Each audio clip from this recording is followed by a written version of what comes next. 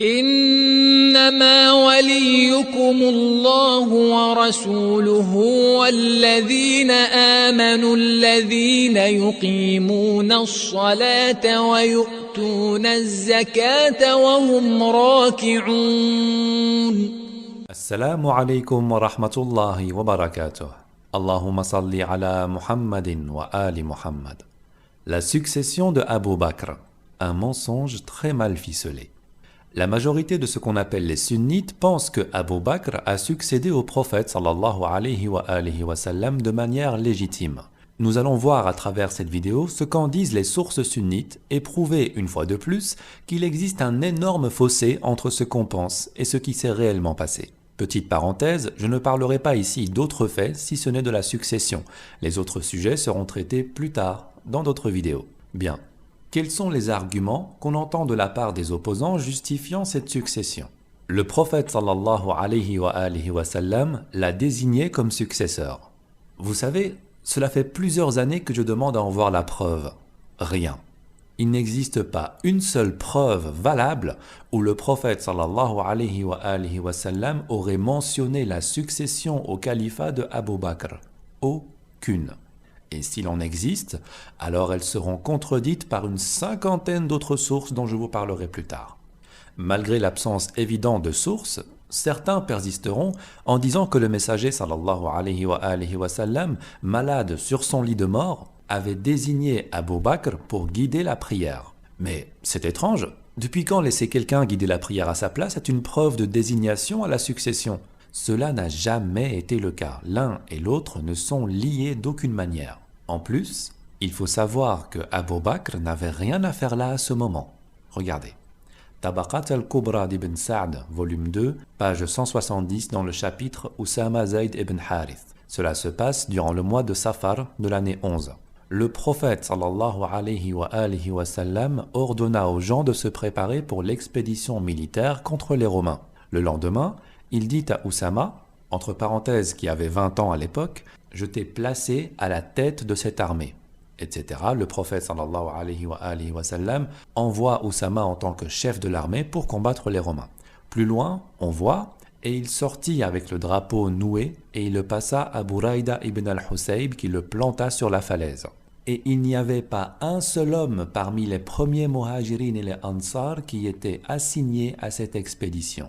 Il n'était pas là. Parmi eux, Abu Bakr, Omar ibn al-Khattab, Abu Ubaïda, Sa'd ibn Abi Waqqas, Sa'id ibn Zayd, Qatada ibn al-Nu'man, etc. Et les gens dirent, ils utilisent ce gamin à la tête des muhajirin et des ansar. Alors le prophète sallallahu alayhi wa sallam se mit en colère d'une colère violente et prononça un discours sur le minbar, sur la chaire. Concernant ce dont on m'a informé à propos de vos paroles sur le commandement de Usama, il leur fit un grand reproche concernant la situation et on apprend dans cette narration qu'il s'agissait du dimanche qui précéda sa mort. Et ceci est également rapporté par d'autres sources évidemment, Kanz al-Ummal volume 5, At-Tahdib d'Ibn Asakir volume 2, Uyun al-Athar, etc. Il est clair et net que Abu Bakr, Omar et Abu Ubaïda ainsi que les muhajirin et les ansar devaient se joindre à l'armée islamique dirigée par Usama. Aucun de ses compagnons n'était censé se trouver à Médine, ni au moment de la maladie du prophète sallallahu alayhi wa sallam, ni au moment de sa mort. Abu Bakr se trouvant à Médine, cela montre une claire désobéissance au messager sallallahu alayhi wa sallam, qui d'ailleurs l'a rendu extrêmement furieux. Soit, ce n'est pas sur le point de la désobéissance que je voudrais m'attarder, mais plutôt sur le fait que si le prophète sallallahu alayhi wa sallam voulait que Abu Bakr soit ailleurs qu'à Médine, c'est que forcément, il ne voulait pas qu'il soit à Médine. Et encore moins pour guider la prière, cela ne faisait absolument pas partie du programme établi par le messager sallallahu alayhi wa sallam. Et justement, même si Abu Bakr est resté à Médine, il n'a jamais dirigé la prière. Regardez. Sahih de Muslim, volume 1, chapitre 4, hadith 941. C'est un hadith rapporté par Aïcha, comme la plupart des autres d'ailleurs. Quand l'état du messager d'Allah sallallahu alayhi wa sallam s'aggrava, Bilal vint l'inviter à la prière. Il dit « Ordonnez à Abu Bakr de diriger les fidèles dans la prière. » Je suggérais donc à Aïcha « Ô messager d'Allah, Abu Bakr est un homme sensible. S'il prend ta place, il ne se fera pas entendre des gens. Pourquoi ne désignerais-tu pas Omar? Mais il dit, ordonnez à Abu Bakr de diriger les fidèles dans la prière. Il répéta ceci par 3 reprises jusqu'à arriver à « Cet ordre fut donc transmis à Abu Bakr qui dirigea la prière. Il n'eut pas plutôt entamé la prière que le messager d'Allah sallallahu alayhi wa sallam sentit une légère amélioration. Il se leva et se déplaça soutenu par 2 hommes, ses pieds traînant sur le sol. Quand il entra dans la mosquée, Abu Bakr sentit sa présence. Il voulut reculer, mais le messager d'Allah sallallahu alayhi wa sallam lui fit signe de rester à sa place. Celui-ci s'avança et vint s'asseoir du côté gauche de Abu Bakr. Le messager d'Allah sallallahu alayhi wa sallam présida la prière en position assise. Abu Bakr, debout, suivait la prière du prophète sallallahu alayhi wa sallam, tandis que les gens suivaient la prière de Abu Bakr. Et pareil dans le Sahih al-Bukhari, volume 1, hadith 713. Le hadith est exactement le même jusqu'à arriver à la fin où il dit « Ensuite, il vint s'asseoir à la gauche de Abu Bakr. Celui-ci priait debout, tandis que l'envoyé de Dieu sallallahu alayhi wa sallam priait assis. Abu Bakr imitait la prière de l'envoyé de Dieu sallallahu alayhi wa sallam et les fidèles prenaient modèle sur celle de Abu Bakr. » On voit bien ici que le messager d'Allah sallallahu alayhi wa sallam mène la prière et que Abu Bakr la suit et que les fidèles suivent Abu Bakr. Donc, Abu Bakr n'a jamais guidé la prière durant la maladie du prophète sallallahu alayhi wa sallam. C'est le prophète lui-même qui l'a guidé. Il est donc clair que non seulement guider la prière n'est pas une preuve de succession, mais que même si elle l'était, Abu Bakr n'a jamais guidé la prière. De plus, ce hadith est terriblement contradictoire. Mais c'est ce qui arrive lorsqu'on invente des hadiths pour justifier des choses qui n'ont jamais été dites ou jamais été faites, dans le but de donner un sens, une raison à ce qui est à la base illégitime. Il faut noter que la plupart de ces hadiths, comme je l'ai dit, sont rapportés par Aïcha. Et nous verrons dans des vidéos ultérieures que Aïcha avait tendance à se contredire, voire même à mentir. Ne vous scandalisez pas, je n'ai jamais réalisé de vidéo sans apporter la preuve de ce que je dis. Et ça sera également le cas pour ce sujet. Enfin bref, on peut déjà apporter ici une claire contradiction en guise d'exemple. On voit que le prophète sallallahu alayhi wa sallam aurait demandé à Abu Bakr de guider la prière. Mais alors, s'il l'avait vraiment demandé, pourquoi se lève-t-il finalement pour la guider lui-même? Le hadith dit que c'est parce qu'il se sentait mieux. Encore un mensonge. On voit très bien qu'il est mal en point, soutenu par 2 hommes qui ne sont autres que Ali alayhi salam et l'Abbas, traînant des pieds. Il n'était même plus capable de marcher seul, et même s'il avait une canne ou 2, il n'aurait pas pu s'appuyer dessus étant donné la perte de l'utilisation de ses 2 jambes, comme le manifeste le hadith. Est-ce cela, se sentir mieux? Ensuite, il se met à côté de Abu Bakr et dirigea la prière assis, tandis que Abu Bakr et les fidèles la firent debout. Et là est encore une preuve de l'ignorance de ceux qui ont forgé ce hadith, étant donné que nous voyons clairement ce qui suit dans le Sahih de Muslim, volume 1, hadith 921. Le prophète sallallahu alayhi wa sallam tomba de cheval et s'écorcha le flanc droit. Nous entrâmes chez lui et lui rendîmes visite. L'heure de la prière arriva. Assis, il nous dirigea dans la prière et nous priâmes derrière lui de la sorte, donc assis. Quand il termina la prière, il déclara « L'imam a été institué pour qu'on le suive. Quand il prononce le takbir, prononcez-le. Quand il se prosterne, prosternez-vous. Lorsqu'il se relève, relevez-vous. Quand il dit qu'Allah entende celui qui le loue, Sami'allahu liman hamidah, répondez « Seigneur et à toi la louange, Rabbana wa lakal hamd ». S'il prie assis, priez tous assis. Cela montre que soit Abu Bakr est totalement ignorant des règles basiques de jurisprudence, soit que ce hadith a été forgé par des ignorants de fiqh basique. Si Abu Bakr est ignorant de la jurisprudence de prière, alors en quoi est-il apte à remplir le statut de calife? Le prophète sallallahu alayhi wa sallam choisirait-il quelqu'un qui ne connaît pas parfaitement la sunna pour la perpétuer après lui? Et si ce hadith a été forgé par des ignorants en fiqh, alors la question ne se pose même plus, on rejette le hadith. En tout cas, ici, il y a une claire contradiction. Deuxième argument, Abu Bakr a été choisi par consensus, par vote à l'unanimité. La communauté a voté pour lui. Cet argument, qui est celui retenu par la plupart des opposants, vient détruire le premier.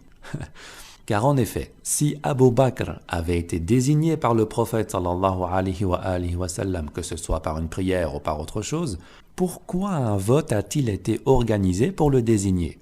Si le prophète sallallahu alayhi wa sallam l'avait vraiment choisi comme calife, c'est fini, personne ne pourra plus rien faire pour empêcher un ordre clair du messager. Alors pourquoi cette nécessité de voter? Cela prouve clairement et nettement que la théorie selon laquelle Abu Bakr a été choisi par le prophète sallallahu alayhi wa sallam est un mythe, une légende inventée. Comment cela s'est réellement passé? Écoutez bien.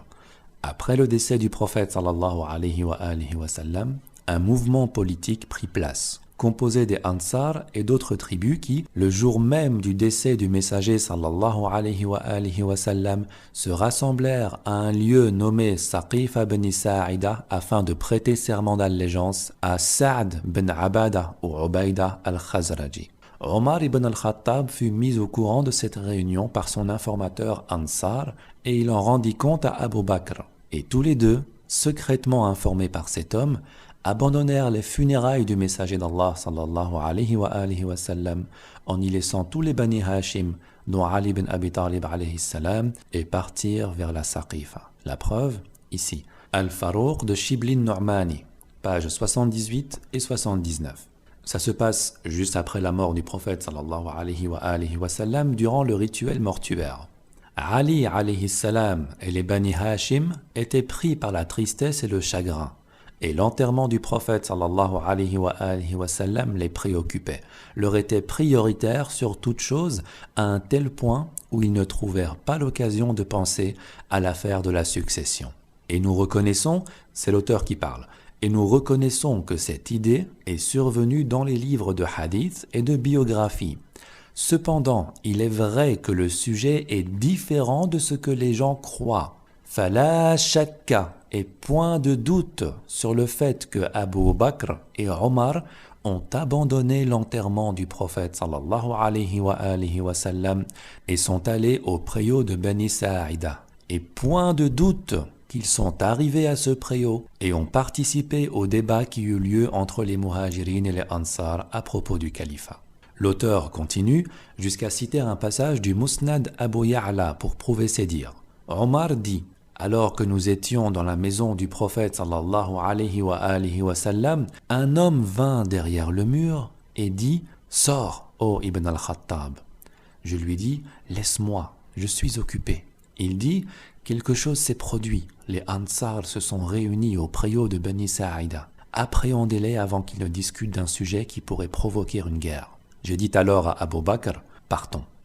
Et ceci est également rapporté dans le Bukhari, volume 4, hadith 6830. C'est un très long hadith, il fait 3 pages. Je vais lire le contexte qui nous intéresse pour le moment. Je dis à Abu Bakr, donc c'est Omar qui parle: ô Abu Bakr, allons ensemble vers nos frères les Ansar. Nous partîmes pour nous rendre auprès d'eux.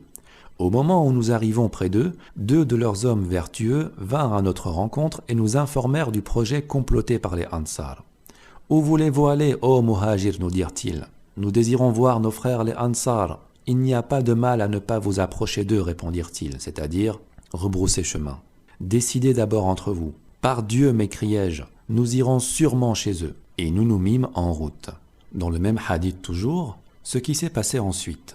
Quand le Khatib eut fini son discours, je voulus parler à mon tour, donc c'est Omar qui parle. J'avais préparé une allocution dont les termes m'avaient plu. Mon intention était de la prononcer en présence de Abu Bakr, mais je le ménageais dans une certaine mesure. Au moment où j'allais parler, Abu Bakr me dit « Ne te hâte pas ». Et alors, il m'a répugné de lui désobéir. Abu Bakr a donc pris la parole. Il était plus longanime que moi et avait une tenue plus digne aussi. Par Dieu, il n'a pas laissé une seule des paroles qui m'avaient plu dans la harangue que j'avais préparée sans en donner l'équivalent dans son improvisation ou même sans mieux dire, et ce, jusqu'à la fin de son discours. Le bien que vous dites de vous, dit Abu Bakr, vous le méritez, et ce commandement ne saurait être reconnu qu'à la tribu de Quraysh, la meilleure de l'Arabie, par son origine et par son territoire. J'accepte que vous nommiez l'un de ces 2 hommes. Prêtez donc serment de fidélité à celui des 2 que vous voudrez. Alors, Abu Bakr, qui était assis entre Abu Ubaïda ibn al-Jarrah et moi, nous prit chacun par la main. Dans tout son discours, je n'aurais prouvé que cette dernière partie. Par Dieu, il m'aurait fait avancer pour me trancher la tête afin de m'écarter d'une occasion de péché que j'aurais préféré cela au fait d'être placé à la tête d'un peuple qui possédait Abu Bakr. Mon Dieu, à moins qu'au moment de mourir, mon âme me suggère quelque chose, je ne trouve rien à dire pour l'instant. Un des Ansar se leva et dit « Moi qui ne suis qu'un des humbles troncs d'arbres auxquels les chameaux se frottent dans cette tribu, et qui ne suis qu'un petit régime de dattes étayées, mon avis, ô gens de Quraysh, c'est qu'il y ait un calife choisi parmi nous et un calife choisi parmi vous. » Aussitôt, il y eut un grand tumulte, et les voix s'élevèrent au point que je craignis une bagarre. « Étends la main, criai-je, ô Abu Bakr. » Et celui-ci ayant fait ce geste, je lui prêtai serment de fidélité. Les Muhajirs firent de même, imités ensuite par les Ansar. Nous nous précipitâmes sur Sa'd ibn Ubada, et quelqu'un nous dit « Vous venez de tuer Sa'd ibn Ubada ?» Je répondis « Que Dieu tue Sa'd ibn Ubada !» Omar ajouta « Par Dieu, nous ne trouvâmes dans la circonstance présente aucun moyen plus énergique que la prestation du serment de fidélité à Abu Bakr. Nous craignons en effet que si nous quittions l'assemblée avant d'avoir choisi un calife, elle n'élût après notre départ un des siens. Et alors, il nous aurait fallu ou accepter leur décision qui ne nous satisfait pas, ou entrer en lutte avec eux, ce qui eût été un désastre. L'atmosphère appartenait à l'âge de la jahiliya, de l'ignorance, et les uns se mirent à insulter les autres. Et pendant tout ce temps, rappelons-le, ceux qui ont été choisis par Allah et le messager comme étant les réels successeurs étaient occupés à quelques kilomètres de là, à le mettre sous terre et à procéder au rituel mortuaire. Et je parlerai de cette succession divine et prophétique dans une autre vidéo. Donc, nous avons là plusieurs éléments. La thèse que Abu Bakr ait été choisi par le prophète sallallahu alayhi wa sallam est totalement détruite par ces textes qui font l'unanimité. En effet, s'il avait été choisi clairement, une réunion pour décider de qui allait accéder au califat n'aurait pas lieu d'être. On dit aussi qu'il s'agissait d'un vote à l'unanimité. Mais nous voyons bien là que les Bani Hashim ne sont pas présents. Nous voyons aussi que ni les musulmans de la Mecque, ni ceux du Yémen, ni ceux d'autres villes n'étaient présents. Tout cela ne faisait-il pas partie des musulmans, de la communauté? N'avaient-ils pas le droit de donner leur avis concernant le choix d'un successeur? Si tout ceci n'était pas une conspiration, pourquoi n'ont-ils pas attendu d'avoir réellement l'avis de tous les musulmans? Il ne s'agit donc absolument pas d'un vote unanime.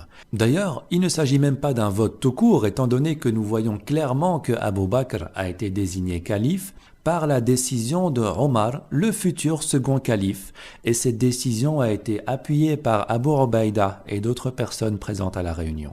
Abu Bakr a donc été choisi par une petite poignée de comploteurs, à l'abri des regards, dans une réunion tenue secrète et dans la hâte, dans une atmosphère digne de l'époque pré-islamique. En aucun cas cela n'a fait l'objet d'une désignation prophétique et en aucun cas cela n'a fait l'objet de l'unanimité des musulmans. Cela a été fait dans la précipitation et les gens le disaient encore à l'époque du califat de Omar, bien après la mort de Abu Bakr. Sahih al-Bukhari, le même hadith que tout à l'heure, on voit Abdurrahman dire à Omar « Ô prince des croyants, que pensez-vous faire contre un tel qui a dit « Si Omar mourait, c'est à un tel que je prêterai serment de fidélité. Par Allah, l'élévation au califat de Abu Bakr n'a été faite que par surprise. » Omar entra alors en colère et s'écria, etc. Donc les gens savaient très bien que cette élection a été faite dans la hâte, dans la surprise. Non seulement il ne s'agissait pas d'un vote, et même s'il s'agissait d'un vote, il n'est en rien unanime, mais en plus, plusieurs personnes ont même refusé de prêter serment d'allégeance. Tarikh al-Ya'qoubi, volume 2, pages 8 et 9. Les Muhajiroun et les Ansar ne doutaient point de Ali alayhi salam. Fadl ibn al-Abbas sortit de la maison et dit « Oh les Qurayshites, vous n'avez aucun droit d'usurper le califat. Nous en sommes les détenteurs et notre compagnon, donc Ali alayhi salam, en est à la tête. » Et un groupe des Muhajiroun et des Ansar s'opposèrent à l'allégeance de Abu Bakr et se sont rangés du côté de Ali alayhi salam. Parmi eux, Al-Abbas ibn Abd al-Muttalib, Fadl ibn al-Abbas, Zubayr ibn al-Awam, Khalid ibn Sa'id, Al-Miqdad, Salman al-Farisi, Abu Dar al-Ghifari, Ammar ibn Yasir, Ubay ibn Ka'b, etc. Et même certains membres de la Saqifa se sont répugnés à l'idée de voir Abu Bakr calife et refusèrent de prêter serment comme Saïd ibn Ubayda, comme on vient de le voir. Cela est aussi précisé dans le Tarikh de Tabari, page 19, ou Al-Imama wa Siyasa de Ibn Qutayba, page 27, où il est dit, et c'est Saad qui parle, puisqu'il en est ainsi, par Allah, je vous défie par ce qui est noble dans mon carquois, je teindrai de henner le fer de ma lance, et je vous combattrai par mon sabre tant que ma main aura assez de force pour la tenir. Par Allah, même si les djinns et les hommes s'unissaient à vous, je ne vous prêterai pas serment d'allégeance jusqu'à mon retour vers mon Créateur. Et Saad se résolut ni à prier avec eux, ni à se grouper avec eux, ni sortir avec eux, ni à communiquer avec eux, et à jurer de les combattre jusqu'à la mort, et cela ne changea pas jusqu'à la mort de Abu Bakr. Durant le califat de Omar, il sortit en direction du Cham et il y est décédé sans avoir prêté serment à personne. Alors, toutes ces personnes qui ont refusé de prêter serment, ne faisaient-ils pas partie des musulmans? N'étaient-ils pas de la Ummah, de la communauté?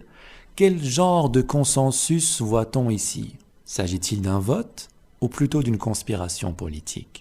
Si on dit que Abu Bakr a accédé au califat en considérant sa proximité avec le messager sallallahu alayhi wa sallam, alors il a dépossédé les Ahl al-Bayt de leurs droits, car ils sont les plus proches du messager sallallahu alayhi wa sallam.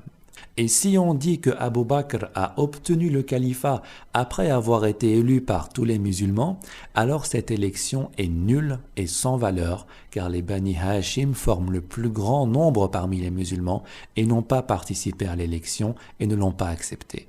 De plus, que dit le Sahih al-Bukhari et d'autres ouvrages à propos du fait d'élire quelqu'un sans l'accord de tous les musulmans? Regardez, c'est le même hadith que tout à l'heure, il est dit: quand on prête serment de fidélité à quelqu'un sans avoir consulté les musulmans, ni l'élu, ni l'électeur ne devront être suivis, car cela les exposerait tous deux à être tués. À la fin du hadith, il le répète: celui qui prête serment de fidélité à un homme sans consulter les musulmans ne doit pas être suivi, non plus que celui qui l'a élu, car cela les exposerait tous deux à être tués. Eh bien, Omar, à qui on attribue un caractère de justice, a soudainement oublié d'appliquer sa propre déclaration à lui-même et à son ami Abu Bakr, étant donné qu'ils étaient les premiers à se trouver dans cette même situation.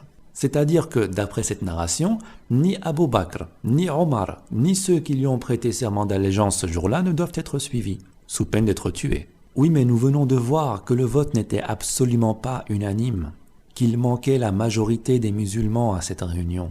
Alors pourquoi Abu Bakr et Omar sont suivis puisque l'un a désigné l'autre? On voit bien là le tsarbiq, comme on dit dans notre dialecte, c'est-à-dire le désordre total prouvant le non-fondé de cette situation.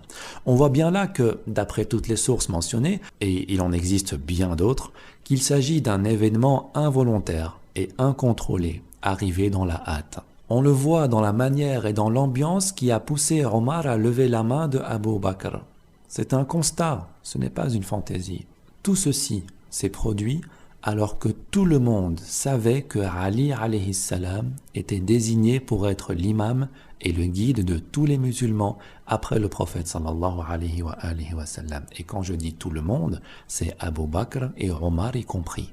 Je vais vous faire part que d'un seul hadith à ce propos puisqu'il ne s'agit pas du sujet. Ce hadith est d'une clarté inégalée, car non seulement il désigne Ali alayhi salam comme étant le successeur, mais en plus il confirme que ce n'est ni Abu Bakr ni Omar.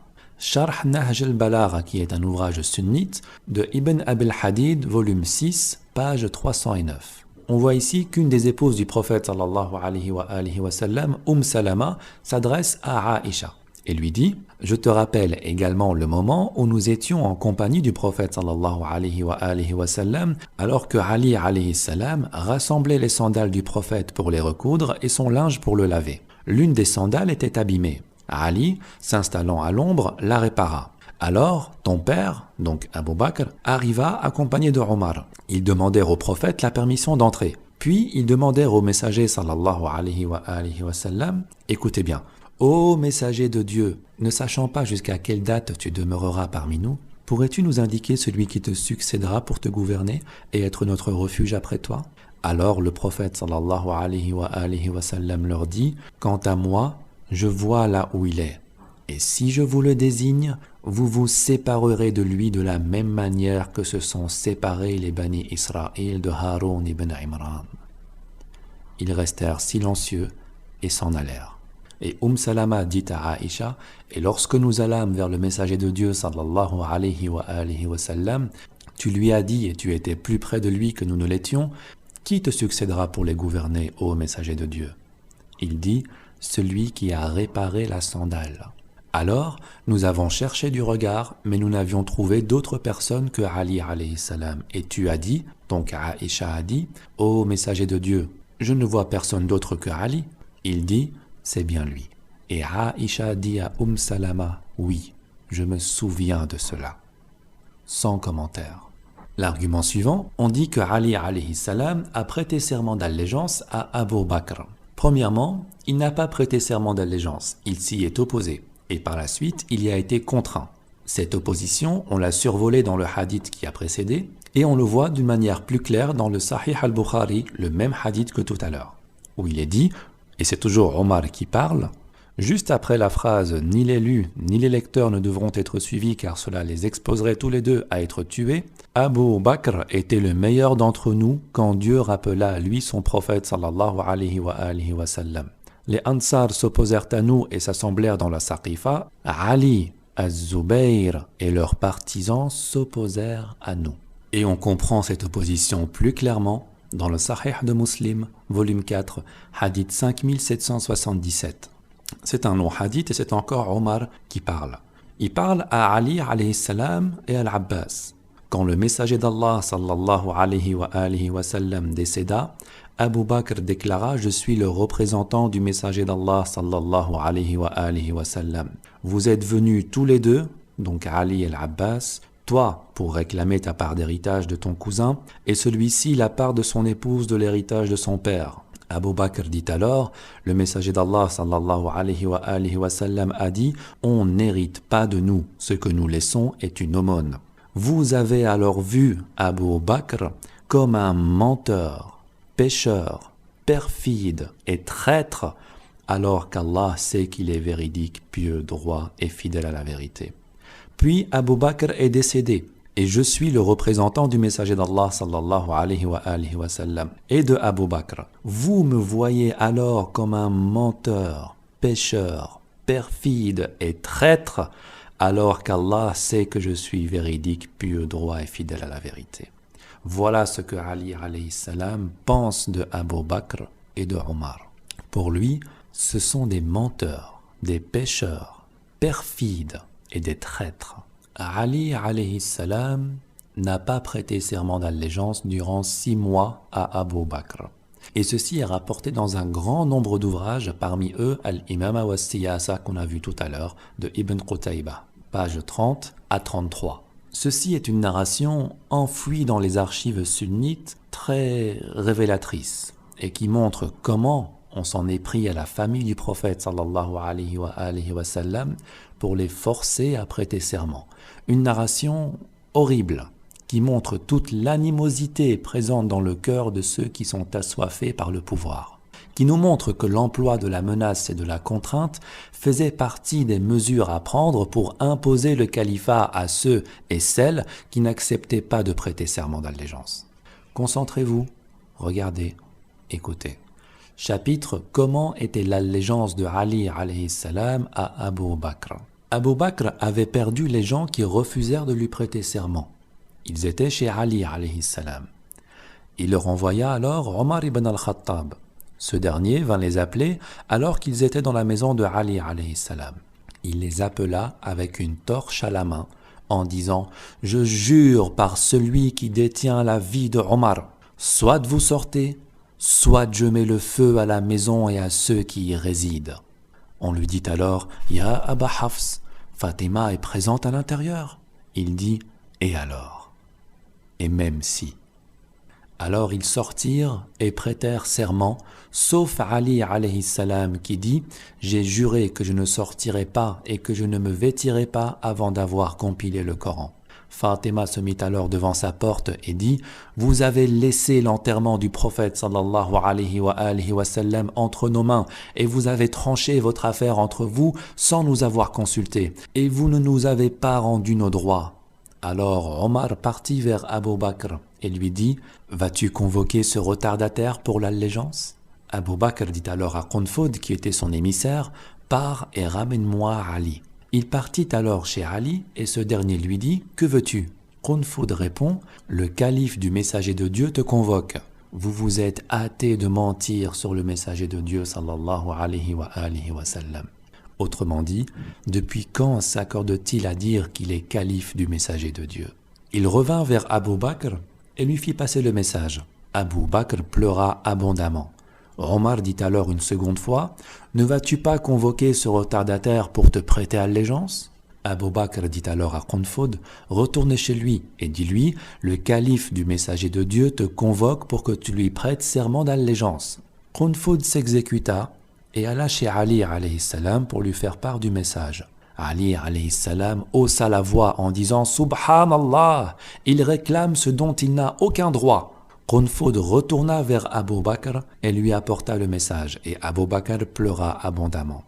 Alors Omar se leva et partit avec un groupe de personnes jusqu'à ce qu'il atteigne la porte de Fatima alayha salam. Ils frappèrent à la porte et lorsqu'elle entendit leur voix, elle dit alors en criant « Ya Abata, Ya Rasulallah, ô mon père, ô messager d'Allah, voilà ce que nous récoltons après toi de la part d'Ibn al-Khattab et d'Ibn Abi Quhafa. » Lorsque les gens entendirent sa voix et ses pleurs, ils se mirent aussi à pleurer, leur cœur fendu, leur foi brisée, et Omar et ses partisans restèrent là et ils sortirent à Ali alayhi salam. Ils sortirent à Ali. Ce sont eux qui l'ont sorti. Ce n'est pas Ali alayhi salam qui est sorti de lui-même. La narration ici nous épargne les détails de comment s'est effectuée cette sortie. Nous voyons pourtant qu'on ne se trouve pas dans une ambiance fraternelle. Ils sortirent à Ali alayhi salam et ils l'emmenèrent à Abu Bakr et ils lui dirent « Baya, prête serment ». Il dit « Je ne le ferai pas ». Ils dirent « Alors, par Allah, point d'autre divinité que lui, nous te frapperons violemment. » Il dit « Alors vous tuerez un serviteur d'Allah et le frère du messager d'Allah sallallahu alayhi wa sallam. » Omar dit « Que tu sois le serviteur d'Allah, oui, mais que tu sois le frère du messager d'Allah, non. » Et Abu Bakr restant silencieux, Omar lui dit « Ne vas-tu pas lui dire ce que tu as à lui dire ?» Abu Bakr dit « Je ne le déteste sur aucun point. » Ali alayhi salam se recueillit à la tombe du messager d'Allah et dit en pleurant « Les gens m'ont affaibli et m'ont menacé de mort. » Et à ce moment-là, Ali n'a pas encore prêté serment. D'ailleurs, est-ce que vous appelez ça un serment d'allégeance consentant, volontaire? Est-ce cela une manière de faire prêter serment aux gens? Et quels gens? On parle de la famille prophétique, ceux dont Allah a dit « Allah ne veut que vous débarrasser de toute souillure, ô Ahl al-Bayt, et vous purifier pleinement. » Et ceux dont le messager d'Allah sallallahu alayhi wa sallam a dit « Je vous laisse ce à quoi, si vous vous y attachez, plus jamais vous ne serez égarés après moi. Le Coran et les Ahl al-Bayt, prenez garde à comment vous les traiterez après moi. » Qui oserait s'en prendre d'une telle manière à la famille du prophète sallallahu alayhi wa sallam si ce n'est les pires créatures que la terre ait portées? Le prophète sallallahu alayhi wa sallam n'a-t-il pas dit « Ô Allah, sois en paix avec ceux qui sont en paix avec eux et fais la guerre à ceux qui leur font la guerre. » Je continue et ce qui va suivre sera déterminant.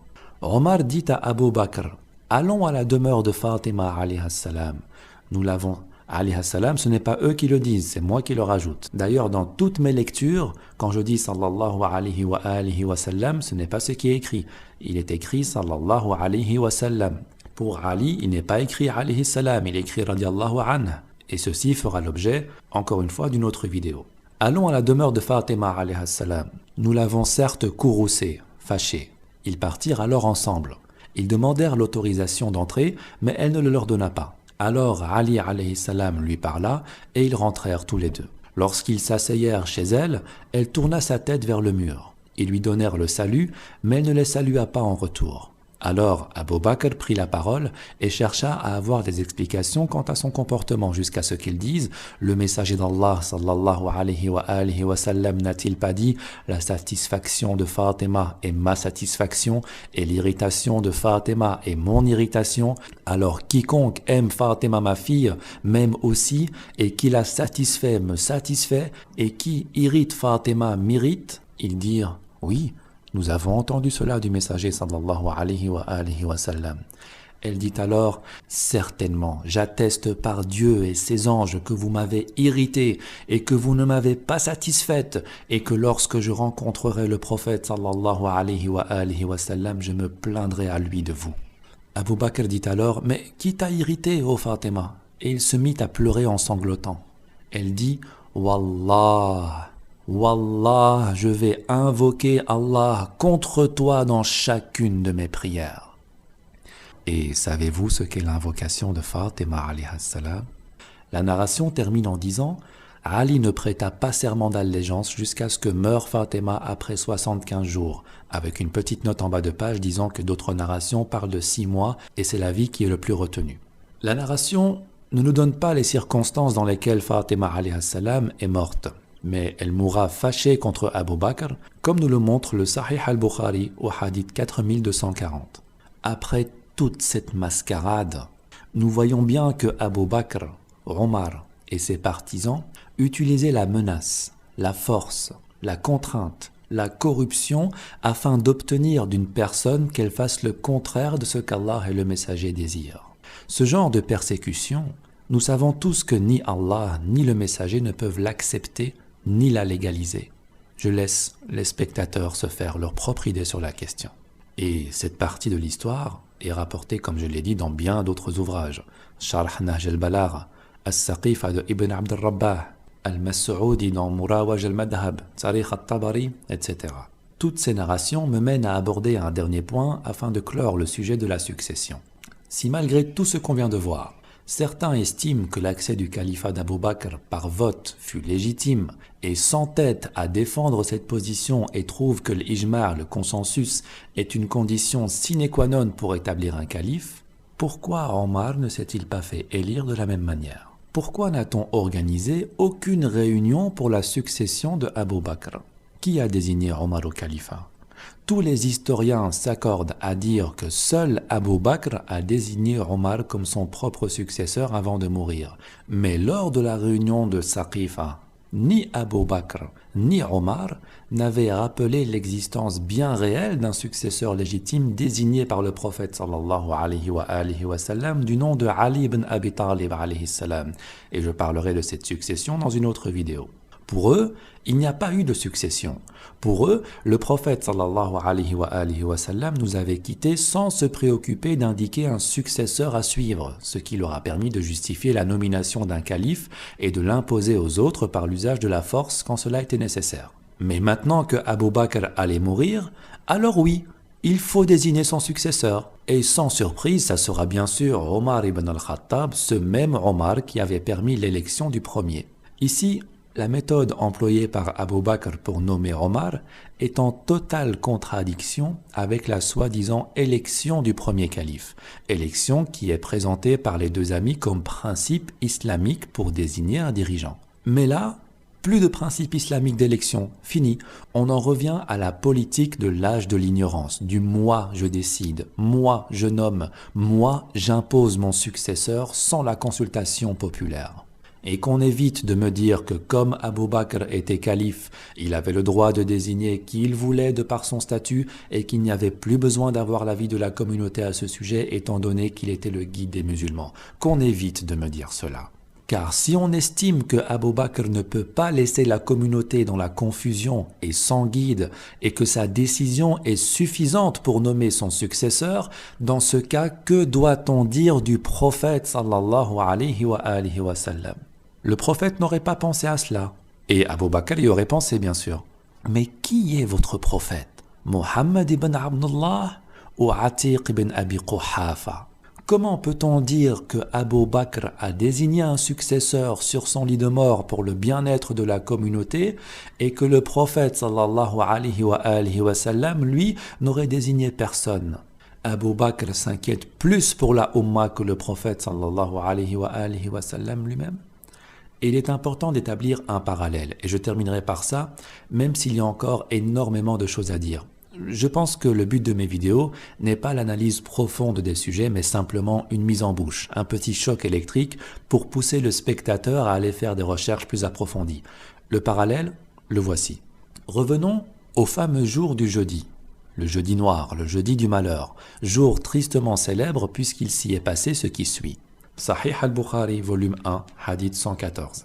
Ubaydallah ibn Abdullah rapporte que Ibn Abbas dit: quand les souffrances du prophète sallallahu alayhi wa sallam devinrent plus vives, il s'écria: qu'on m'apporte de quoi écrire afin que je vous mette par écrit ce qui vous préservera de l'erreur après moi.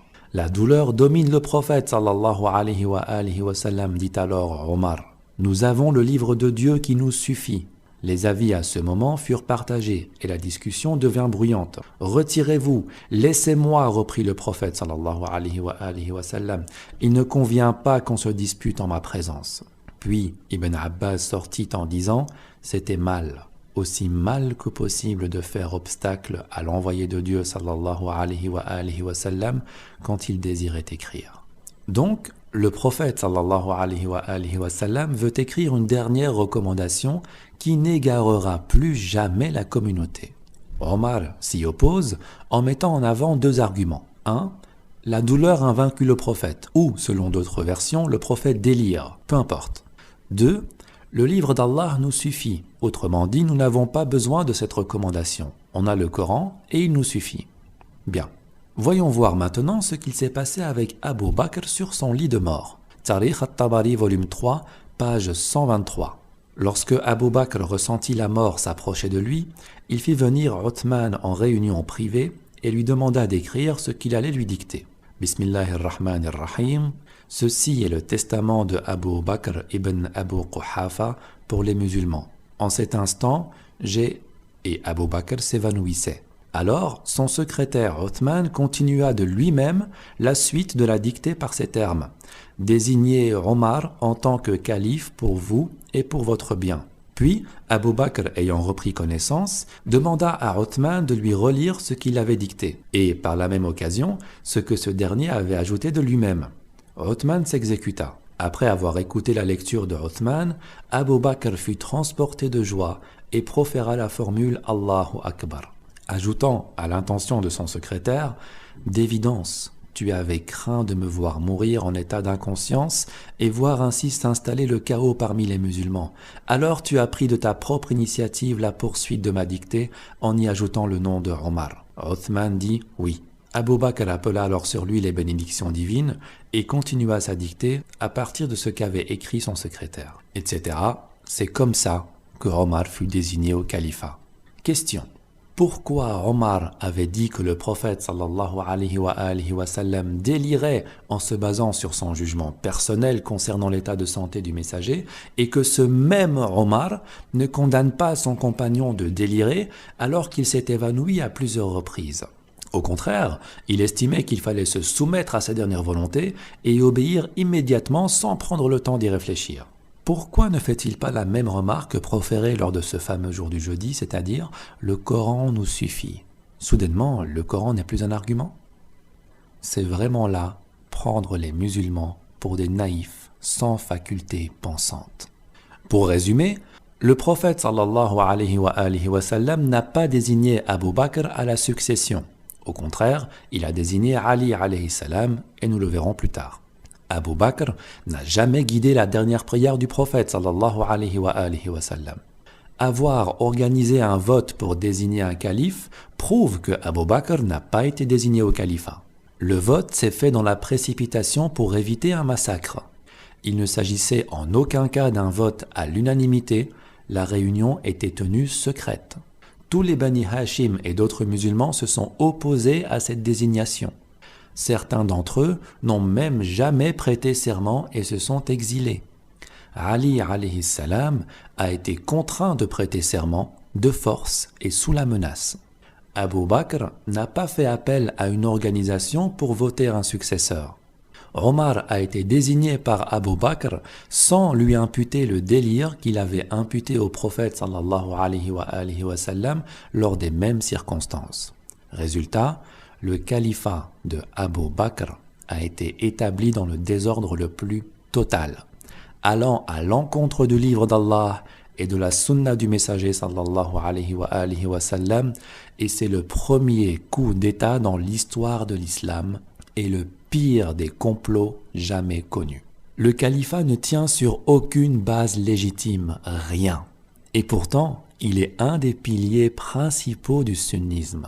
Vous vous êtes fait berner par les plus beaux discours de certains savants, imams, cheikhs, qui parlent du califat d'Abu Bakr comme s'il s'agissait de la volonté la plus précieuse d'Allah et du messager, comme si la désignation d'Abu Bakr s'agissait d'une bénédiction pour les musulmans jusqu'à la fin des temps, alors que tout ce qui en découle est la raison même de votre égarement. Vous êtes victime de cette politique califale dictatoriale précieusement conservée par le discours de vos savants qui la maquillent de manière à vous faire croire en un conte de fées. Et je vous jure, Wallah, que si on avait laissé Ali ibn Abi Talib alayhi salam accéder à l'imama, comme ordonné par le prophète sallallahu alayhi wa sallam, aucun musulman aujourd'hui ne mourrait de faim, ni ne serait touché par la pauvreté, ni n'aurait de faille dans sa pratique religieuse. Il n'y aurait eu ni division, ni secte, ni guerre, ni contrainte, ni oppression. Mais cela était bien sûr la prédiction du prophète sallallahu alayhi wa sallam, notamment à travers le hadith des 73 sectes. Tous les textes que je viens de vous lire, et Dieu sait qu'il y en a encore des centaines, combien de vos savants en ont réellement parlé? Et combien d'entre eux les ont occultés? Posez-vous la question. Assalamu alaikum wa rahmatullahi wa barakatuh. Allahumma salli ala Muhammad wa ali Muhammad.